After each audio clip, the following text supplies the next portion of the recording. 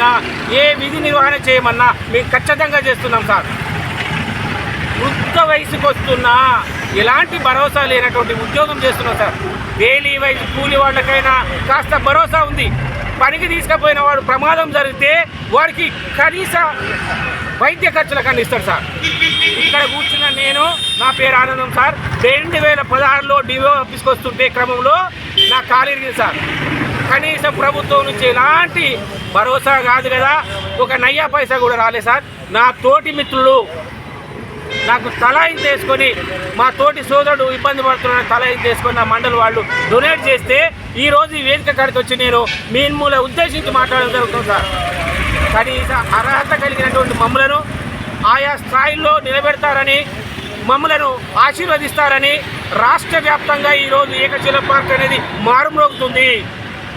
ఎన్నికల సమయంలో ఇచ్చినటువంటి వాగ్దానాన్ని ఖచ్చితంగా నెరవేరుస్తారని, ఒకవేళ మీరు నిర్దిష్టమైన సమయంలో మీరు దీని హామీని నెరవేర్చకపోయినట్లయితే ఉద్యమాన్ని ఉధృతం చేస్తామని ఖచ్చితంగా చెప్పడం జరుగుతుంది సార్. దయచేసి మమ్మల్ని దృష్టిలో పెట్టుకొని మీరు ఇచ్చినటువంటి మాటను నెరవేర్చుకోవాలని రాష్ట్ర వ్యాప్తంగా ఉన్నటువంటి ఎస్ఎస్ఏ కుటుంబాలన్నీ మిమ్మల్ని వేడుకుంటున్నారు సార్. Thank you all.